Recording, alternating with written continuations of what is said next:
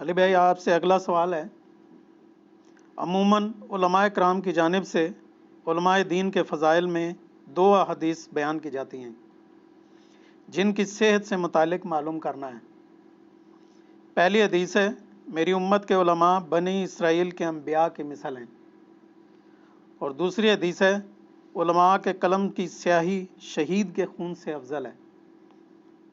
وضاحت فرمائیے گا۔ دیکھیں جی، علم کی فضیلت اور علماء کی فضیلت یہ تو ایسا ٹاپک ہے کہ اس پہ گھنٹوں بولا جائے نا قرآن اور سنت کی روشنی میں، تو تب بھی اتنا مواد موجود ہے کہ کفایت کر جائے۔ علم دین کی فضیلت، علماء کی فضیلت کے لیے ہمیں اس طرح کی کمزور روایتوں کا سہارا لینے کی ضرورت نہیں ہے۔ یہ دونوں روایتیں ہی کمزور ہیں اور اکثر صوفیاء نے اپنی کتابوں میں لکھی ہوئی ہیں۔ رہی اس کے اندر جو تھیم ہے، جو میسج ہے، وہ بالکل درست ہے۔ انبیاء کے وارث ہیں علماء، یہ ایک قول زرعی کے طور پہ بالکل بات ٹھیک ہے۔ اور بنی اسرائیل کے انبیاء کی مثل ہیں، اس سے مثل سے مراد ان کا مرتبہ نہیں ہے، یعنی جس طرح کا کام ان کو دیا گیا تھا نا، ہر قبیلے کے لیے، ہر قوم کے لیے الگ پیغمبر آتا تھا۔ وَإِن مِّن أُمَّةٍ إِلَّا خَلَا فِيهَا نَذِيرٌ، جو اللہ تعالیٰ نے فرمایا کہ کوئی بھی ایسی امت نہیں گزری جس میں کوئی ڈر سنانے والا نہ آیا ہو۔ تو ہمارے نبی علیہ السلام کو چونکہ اللہ تعالیٰ نے خاتم النبیین بنا کر بھیجا، ختم نبوت کی وجہ سے وہ نبیوں والا کام اس امت میں ٹرانسفر ہوا۔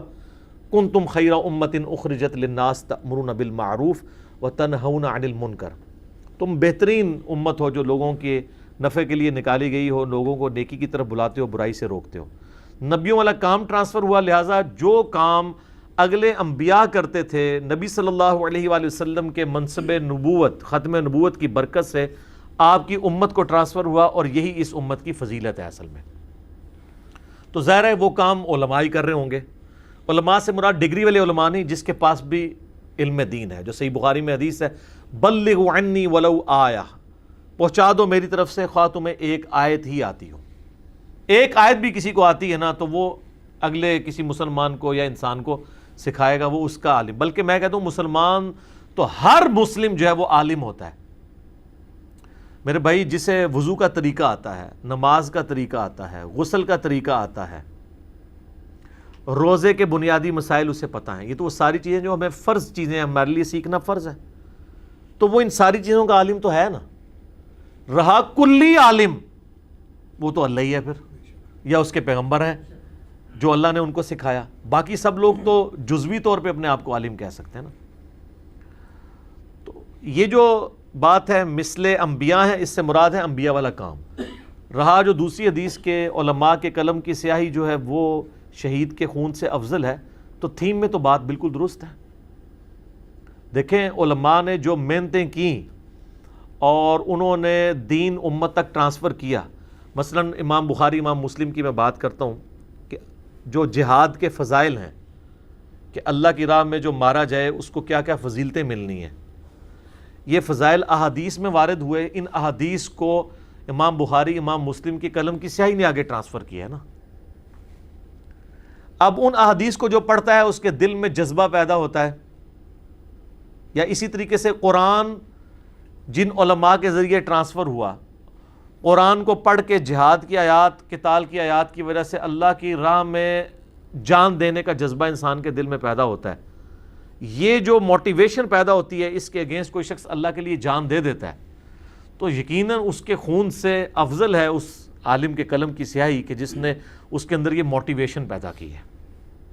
تو اپنی تھیم کے اعتبار سے یہ بالکل درست ہے، لیکن خدا نہ خواستہ اس سے مراد آپ نے وہ علماء نہیں لینے جن کو آپ عام علماء سمجھے ہوئے ہیں، کہ جو آپ سے مال بٹور رہے ہیں، آپ کی عزت کا بھی سودا کر لیتے ہیں، الا ماشاء اللہ اچھے لوگ بھی موجود ہیں، لیکن چونکہ اکثریت علماء سو کی ہے۔ اب وہ ٹاپک دوسری طرف چلا جائے گا۔ میں نے کچھ عرصہ پہلے ہی ایک ویڈیو ریکارڈ کروائی ہے بلعم بن باعورہ کے اوپر، وہ جناب آپ دیکھ لیں، آپ یوٹیوب پہ جا کے بلعم بن باعورہ لکھیں نا تو میری ویڈیو کھل جائے گی، جس میں میں نے علماء کرام کے فضائل اور علماء کرائم یعنی مجرم علماء کے بارے میں جو وعیدیں آئی ہیں وہ ڈسکس کی ہیں. تو اپنی تھیم کے اعتبار سے بالکل بات درست ہے کہ انبیاء کے وارث ہیں اہل علم، اور یقیناً ان کے قلم کی سیاہی شہید کے خون سے افضل ہے، بشرطے کہ وہ وہی دین ٹرانسفر کریں جو اللہ نے اپنے پیغمبروں کے ذریعے انسانیت تک پہنچایا. اور اگر وہ اپنے بزرگ بابوں کی کتابیں، ان کے جعلی واقعات، ان کی جھوٹی باتیں، کہانیاں ٹرانسفر کرتے ہیں تو یقیناً میں تو یہ کہوں گا کہ آج کے دور کے ایک عام ٹیچر کے قلم کی سیاہی جو ہے نا جی، اس کا بھی یہ یعنی مقام ہے کہ ایسے علماء کے چہرے پر نہیں ملنی چاہیے، کیونکہ وہ سیاہی ان علماء سے بہتر ہے، اس کو گندا نہیں کرنا چاہیے اگر اس طرح کے علماء سو ہیں. دنیا کے کتے، کیونکہ قرآن میں کتے کی مثال آئی ہے نا بلعام بن باورہ کے لیے، علماء سو کے لیے، سورۃ الاعراف کی آیت نمبر 175 اور 176 کے اندر. تو وہ میرا کلپ دیکھ لیں. علم کی فضیلت کے اعتبار سے اس کو سپورٹیو، علماء کی فضیلت کے اعتبار سے وہ آیت بھی ہے، انما یخشی اللہ من عبادہ العلماء. اللہ کی خشیت اور معرفت تو صرف اہل علم کو ہے. ہمارے نبی علیہ السلام کو دعا سکھائی گئی قرآن میں، قل رب زدنی علما. اے نبی آپ بھی دعا کیا کریں، اے اللہ میرے علم میں اضافہ کر دے. حضرت آدم علیہ السلام کو فرشتوں کے ذریعے سجدہ کروایا گیا ان کے علم کی بنیاد میں. وَعَلَّمَ آدم الْأَسْمَاءَ كُلَّهَا، علم کی وجہ سے. سورہ الزمر میں قُلْ هَلْ يَسْتَوِي الَّذِينَ يَعْلَمُونَ وَالَّذِينَ لَا يَعْلَمُونَ إِنَّمَا يَتَذَكَّرُ أُولُو الْأَلْبَابِ. اے نبی فرما دو بھلا علم والے اور بغیر علم والے برابر ہو سکتے ہیں؟ نصیحت تو نہیں حاصل کرتے مگر عقل والے. پھر سنن ابن ماجہ میں جو حدیث ہے، نبی علیہ السلام فجر کی نماز کے بعد ام سلمہ کہتی ہیں ہماری ماں کہ دعا مانگا کرتے تھے، اللہم انی اسألک علما نافعا ورزقا طیبا وعملا متقبلا. اے اللہ میں تجھ سے سوال کرتا ہوں ایسے علم کا جو نفع مند ہو، یعنی اس سے مجھے دنیا اور آخرت کا نفع ملے. اس دنیا کے نفع سے مراد وہ والا نہیں ہے جو یہاں پہ علماء بیچ کے تو اپنی جدادیں بنا رہے ہیں. دنیا بھی آپ کے سکون سے گزرتی ہے اگر آپ کے پاس علم ہو. لوگ کہتے ہیں نا علم دین آ جائے تو جی پھر عمل کرنا پڑ جائے گا. سر جتنا آپ کے پاس علم آئے گا دین اتنا ہی آپ کو آسان لگے گا، کیونکہ آپ کو پتہ چل جائے گا کہ کس چیز کی انٹینسٹی کتنی ہے، اس میں مجھے یہاں پہ ریلیکسیشن ہے. جتنا کم علم ہوگا اتنا ہی آپ پھنستے چلے جائیں گے. تو اے اللہ مجھے ایسا رزق دے جو پاک ہو، اور مجھے ایسا عمل میرا ہو جو مقبول ہو. لیکن پہلی دعا کیا تھی؟ علم نافع، علم دے نفع والا. بخاری اور مسلم میں کئی احادیث ہیں جو اس کو سپورٹیو ہیں. صحیح مسلم میں حدیث ہے، جو شخص علم حاصل کرنے کے لیے کسی راستے پہ چلا اللہ تعالیٰ اس کے لیے جنت کا راستہ آسان کر دے گا. ابھی کتنی بڑی جنت کا راستہ اس کے لیے آسان ہو جائے گا. اور جامع ترمذی میں ایک بڑی زبردست حدیث ہے جو اس کو سپورٹیو ہے. نبی صلی اللہ علیہ وآلہ وسلم نے فرمایا کہ ایک عالم کی فضیلت، اہل علم کی فضیلت ایک عابد عبادت گزار کے اوپر ایسی ہے جیسی میری فضیلت تم میں سے ادنا کے اوپر. ہم میں سے کوئی اعلیٰ بھی ہو جائے تو رسول اللہ اس کا کوئی کمپیریزن نہیں ہے. اور آپ کہہ رہے ہیں کہ جس طرح میری فضیلت تم میں سب سے ادنا کے اوپر ہے نا، اس طرح کی فضیلت ایک عالم کو عابد پر حاصل ہے، کیونکہ وہ عبادت گزار ہے نا، صرف چھڑا عبادت گزار ہے. علم کی فضیلت تو بہت زیادہ ہے، اس لیے کہ وہ عالم اپنے علم سے ایسا نفع حاصل کر سکتا ہے کہ جس کے ذریعے اس طرح کے ہزاروں عبادت گزار پروڈیوس کر دے، اس کا ثواب بھی اس کو آٹومیٹکلی ملے گا، کیونکہ وہ ایسے علماء پروڈیوس کر دے گا. اس لیے بخاری اور مسلم دونوں میں حدیث ہے، نبی صلی اللہ علیہ وآلہ وسلم نے فرمایا کہ علم کی فضیلت کے اعتبار سے کہ دو ہی لوگ ہیں جن پہ رشک کیا جا سکتا ہے.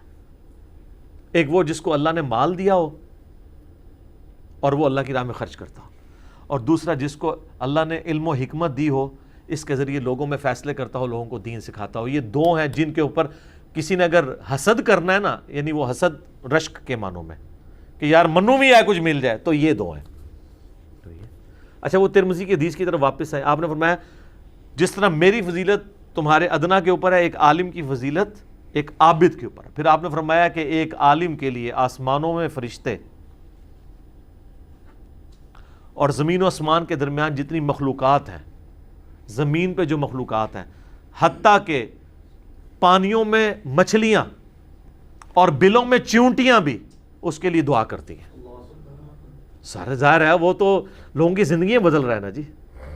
صحیح مسلم میں حدیث ہے مردے کو 3 اعمال کا ثواب پہنچتا ہے. پہلی چیز صدقہ جاریہ، اور دوسری چیز علم کی بات. امام بخاری، امام مسلم آج تک ان کا اجر ٹوٹا نہیں ہے. تو یہ مطلب یہ ہے کہ امام بخاری روزانہ 1000 نفل پڑھتے تھے، تو وہ جس دن فوت ہوئے ہیں اس دن 1000 نفل ختم. لیکن جو امام بخاری حدیثیں لکھ کے چلے گئے ہیں، ان کے مرنے کے بعد سے تو زیادہ ہو گیا ان کا کام، اور اب تو دن بہ دن بڑھتا جا رہا ہے. عبادت تو آپ کی زندگی کے ساتھ ختم، لیکن علمی خدمت نہیں ختم، تا قیامت جاری ہے. سر مولانا مودودی نے اب جو ایفرٹس پٹ کی ہیں، یا اس کے بعد ڈاکٹر اسرار صاحب نے ویڈیوز کے ذریعے لوگوں تک قرآن کا پیغام پہنچایا، تو وہ تو فوت ہو چکے ہیں، لیکن ان کے مرنے کے بعد بھی وہ فضیلت جاری ہے. اس لیے علم والا جو معاملہ ہے نا وہ اتنا ڈومیننٹ ہے، اور اسلام سارا اورینٹڈ ہے علم دین کے اراؤنڈ کے. علم علم علم.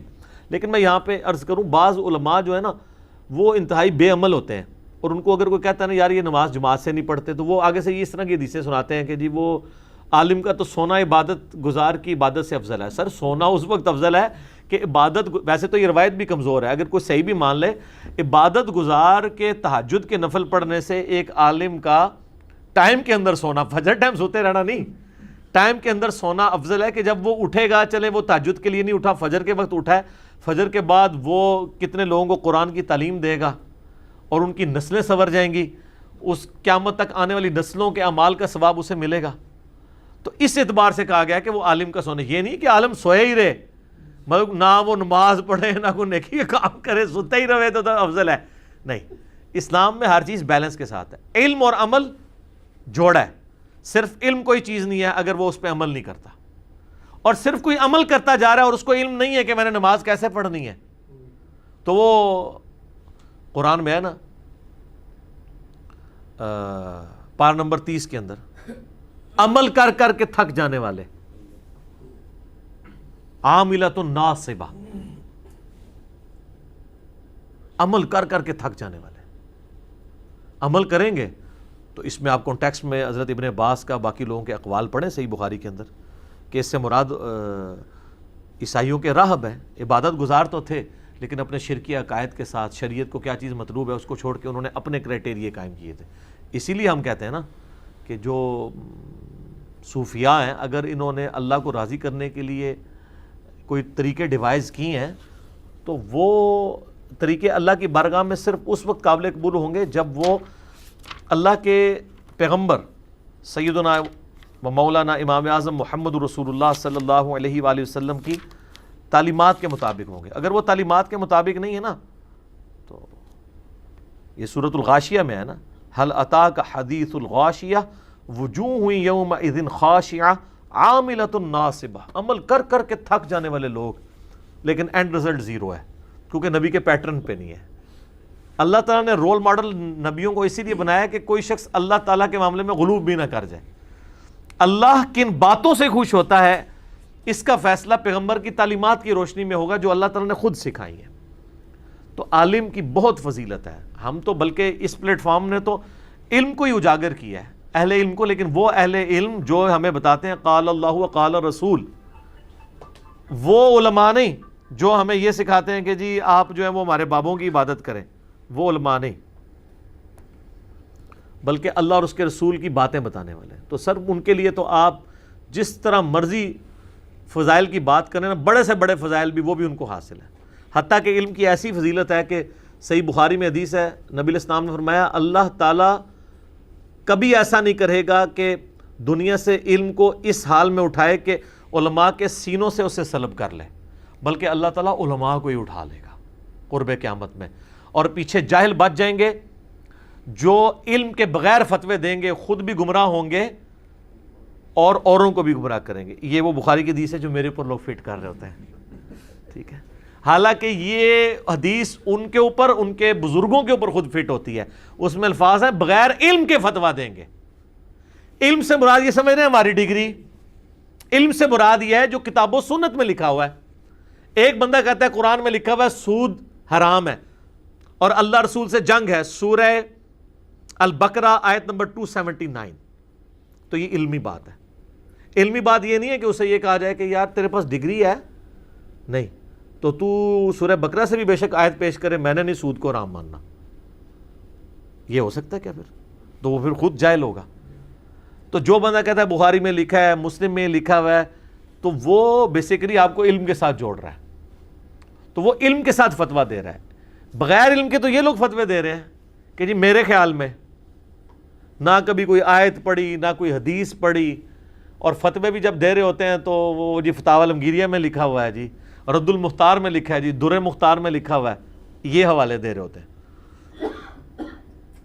اس طرح کے علم کی اتنی اللہ کے نزدیک قدر ہے کہ اللہ تعالیٰ، علم وہ دولت ہے جو چھینتا نہیں کسی سے، بلکہ علماء کو زندہ، جو علماء تھے ان کو اللہ تعالیٰ جو ہے نا موت دے کے اپنے پاس بلا لے گا، کہ علم کی اتنی قدر ہے اللہ کے نزدیک کہ زندہ عالم کے سینے سے علم نہیں سلب کیا جائے گا.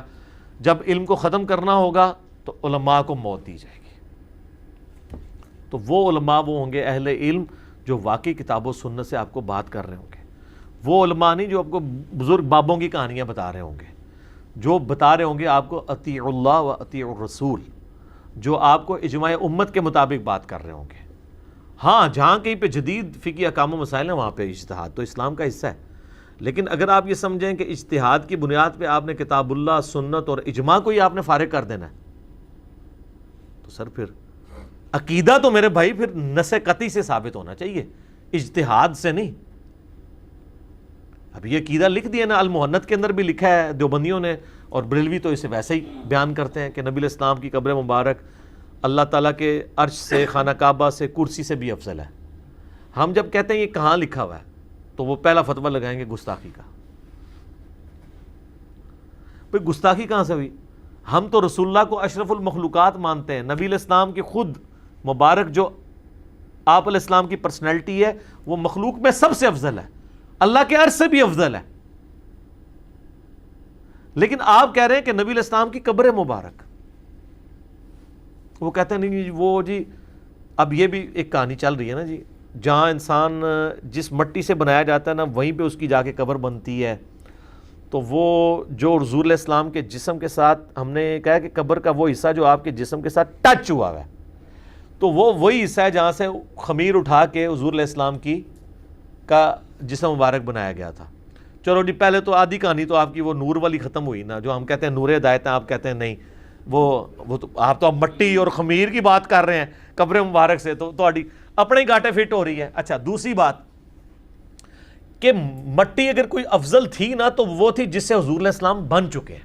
اب جو پیچھے بچ گئی ہے مٹی وہ تو پورا ریاض الجنہ ہے، اس میں تو ابو بکر عمر کی بھی قبریں ہیں. تو آپ یہ کہیں گے سیدنا ابو بکر عمر جو ہیں وہ عرش الہی سے افضل ہیں، اور یہ بات حضرت عمر کے سامنے نہیں آپ نے کرنی. حضرت ابو بکر سے لحاظ کر لیں گے، حضرت عمر نہیں کریں گے،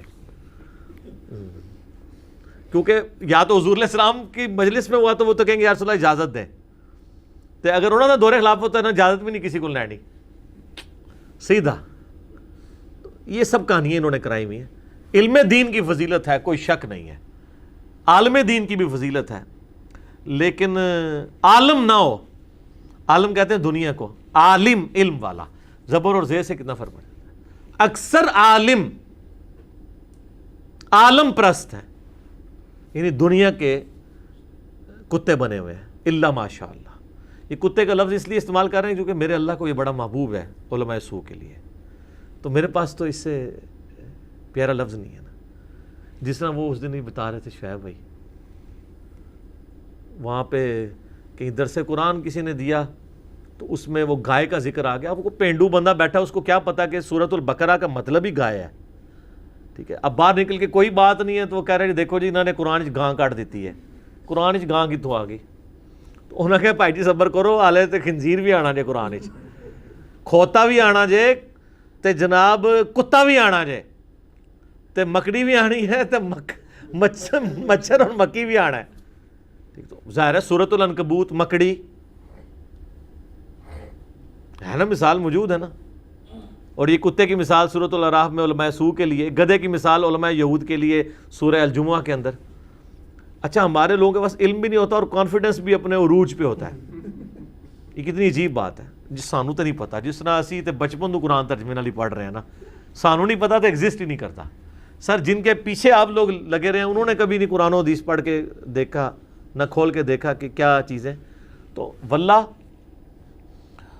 ہمیں علماء دین کی قدر ہے، علم کی قدر ہے، لیکن ان علماء دین کی جو لوگوں کو دین سکھائیں۔ میرے بارے میں اکثر یہ کہتے ہیں جی علماء سے لوگوں کو متنفر کرتا ہے، نہیں سر، یہ کام آپ خود کر رہے ہیں۔ اگر یہ کہتے ہیں نا کہ یہ علماء سے متنفر کرتا ہے، اگر کوئی دیوبندی آپ کو کہہ رہا ہے نا تو اس کو کہ نہیں میں علماء کی دل سے قدر کرتا ہوں، کل سے میں جو ہے نا وہ ڈاکٹر تعلق قادری صاحب کو فالو کروں گا، کیونکہ الیاس گھمن صاحب تو گمراہ ہیں، جو کہ وہ بریلوی دیوبندی، وہ کہے گا نہیں آپ ان کو فالو کریں، ڈاکٹر تعلق قادری گمراہ ہے۔ تو اس سے اگلی بات پوچھیں کہ آپ تو جاہل ہیں، آپ اتنے بڑے عالم کو گمراہ کہہ رہے ہیں، اس لیے کہ وہ ان کے فرقے کا نہیں ہے۔ تو یہ جو کہتے ہیں نا عالم یا بزرگوں کو فالو کریں، یہ غلط کہتے ہیں۔ ان کو کہنا چاہیے ہمارے عالم اور ہمارے بزرگوں کو، باقی سارے گمراہ ہیں۔ تو سر 99 قتل تے تسی بھی کیتے ہیں 99، اسی سینچری کر دیتی تو کیا ہو گیا؟ تو یہ تو خود کہہ رہے ہیں باقی علماء کے بارے میں۔ میں نے کبھی علماء سے متنفر نہیں کروایا، میں یہ کہتا ہوں کہ علماء کو فالو کریں، خواہ وہ کسی فرقے کا ہے، لیکن اگر وہ کتاب و سنت سے دلیل دے۔ اگر کتاب و سنت سے نہیں دیتا تو اس کو کہ بھائی اذا خاطبهم الجاہلون قالوا سلاما۔ ہمارا آپ کا کوئی سلسلہ نہیں ہے۔ میں نے آج تک کوئی ترجمہ لکھ کے آپ کے حوالے نہیں کیا قرآن بخاری مسلم کا۔ ہم نے ہمیشہ کہا بریلویوں کا ترجمہ پڑھو، دیوبندیوں کا پڑھ لو، اہل حدیث اہل حدیث کا پڑھ لو، شیعہ کا پڑھ لو، پڑھو صحیح، اور علماء سے ہی جا کے پوچھو، بلکہ پنجابی والا پوچھو انہوں کہ جو کچھ تم کہہ رہے ہو یہ کہاں پہ لکھا ہوا ہے۔ ہمارے ادھر ایک بزرگ بڑے ماشاءاللہ، وہ پوری زندگی دیوبندیت میں ان کی گزری، اور اتنے کٹر دیوبندی کے ان کی دکان کے ساتھ اہل حدیث کی مسجد تھی، تو وہ موٹر بائک پہ جا کے اپنے محلے کی مسجد میں جا کے نماز پڑھتے تھے، ان کے پیچھے نماز نہیں انہوں نے پڑھی، ٹھیک ہے، 20-25 سال اسی طرح ان کے گزر گئے۔ آہستہ آہستہ اللہ کے فضل سے ہمارے ساتھ اٹیچ ہوئے، انہوں نے کتابیں پڑھنی شروع کی۔ آپ کو مولوی ڈرتے ہوئے ان کے پاس نہیں بیٹھتا۔ چینج کیسے ہوئے؟ انہوں نے جب میری باتیں سنی نا تو میں نے ہمیشہ یہ کہا بھائی جس کے پیچھے بھی ادھر ہی رہو، میں نے کبھی نہیں کہا فلاں کے پیچھے جاؤ فلاں کے پیچھے، لیکن اس سے پوچھ لیا کہ وہ کہاں، وہاں پہ جمعہ پڑھا دیا ایک دیوبندی نے، اس نے کہا کہ جی اصحاب کہف کا کتا بھی جنت میں جائے گا، قرآن میں لکھا ہوا ہے۔ بہت انہوں نے مجھے فون کیا کہ جی اب وہ شریف آدمی مجھے فون کر کے پوچھ رہے ہیں کہ جی کہاں لکھا ہوا ہے۔ میں نے بتایا کہ جی اصحاب کہف کے کتے کا تو ذکر ہے سورۃ الکہف کے اندر، 15 سے شروع ہو کے 16 نمبر پارے میں ختم ہوتی ہے، لیکن یہ نہیں ہے کہ وہ جنت میں جائے گا۔ انہوں نے خیر خود پڑھا، اگلے جمعے انہوں نے کہا مولانا صاحب میں نے پڑھا ہے، مجھے تو قرآن میں نہیں ملا کہ وہ جنت میں جائے گا۔ تو کہنے لگے جی بزرگوں نے لکھا ہے۔ انہوں نے کہا چلو جدھر بھی لکھا ہے کوئی سند تو ہوگی نا کہیں قرآن میں حدیث میں۔ تو انہوں نے الٹا ان کو کہہ دیا جناب یہ تو گمراہ ہو گئے، بلکہ پھر ان کو یہ بھی خطرہ پڑ جاتا ہے کہ ایسے لوگ باقیوں کو گمراہ نہ کریں۔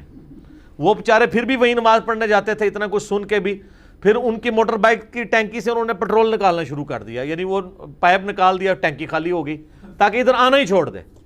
سر آپ دیکھ لیں کمزوری کا لیول ان کا۔ ہم کہتے ہیں ان کے پیچھے نماز پڑھو، کہتے ہیں خدا دا نہ ہے ساڑھے پیچھے نہ پڑھو، 4 بندے اور بھی نال لے جاؤ گے۔ ان کو پتہ ہے ہم اتنے کمزور ہیں۔